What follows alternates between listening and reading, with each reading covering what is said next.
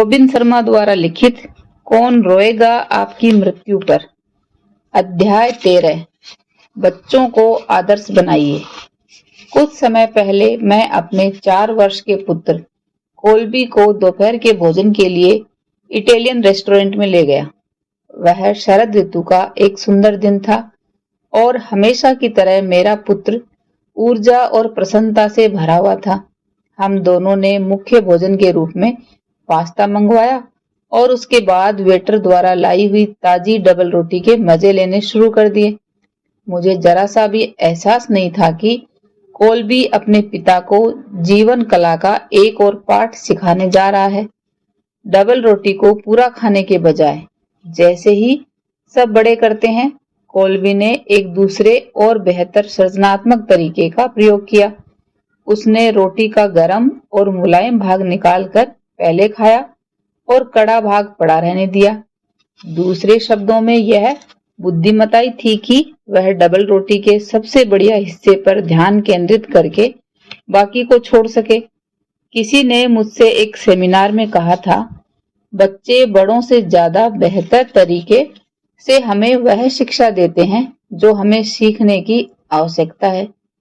और उस सुंदर दिन में मेरे छोटे बच्चे ने यह याद दिला दिया कि हम बड़े लोग अपना बहुत सारा समय पूरे दिन की अच्छी बातों को छोड़कर जीवन के ऊपरी रूप पर ध्यान देने में बिता देते हैं। हम अपने कार्य क्षेत्र की चुनौतियों, उन बिलों के गट्ठर पर जो हमें भरने हैं और समय की कमी जिसका हम सामना करते हैं पर ध्यान देते हैं, फिर भी इन कार्यों को पूरा नहीं कर पाते हैं। हमारे विचार हमारे संसार का निर्माण करते हैं और हम जैसा सोचते हैं वही हमारे जीवन में विकसित होता है। जिस पर हम अपना ध्यान केंद्रित करते हैं वह हमारी किस्मत को निर्धारित करता है। इसी कारण हमें अच्छी बातों पर ध्यान देना चाहिए। आगे के हफ्तों में अपने बाल स्वभाव को उजागर करने की कोशिश करिए और अपने अंदर के बालक के साथ संबंधित होने की कोशिश करिए। बच्चों के सृजनात्मक गुणों को समझने का प्रयत्न करके उनकी स्फूर्तिदायक, सृजनात्मक और हर क्षण पूर्ण रूप से जीने की काबिलियत को अपना आदर्श बनाने की कोशिश करिए। जब आप ऐसा करेंगे, लियो रोस्टोन के शब्दों को याद करिएगा जिसमें लिखा है, आप ज्यादातर लोगों को बेहतर समझ सकते हैं और उनसे रिश्ता बना सकते हैं, चाहे वे जितने भी प्रभावशाली हों, अगर आप उन्हें बच्चों की तरह समझें।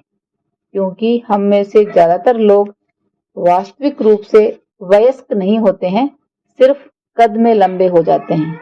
और इसका प्रमाण देने के लिए हम कम हंसते हैं, कम खेलते हैं और बड़े होने का असुविधाजनक रूप धारण करते हैं। परंतु उस मुखौटे के पीछे एक बच्चा होता है जिसकी जरूरतें सरल होती हैं और जिसका हर दिन अभी भी परी कथाओं को बयान करता है।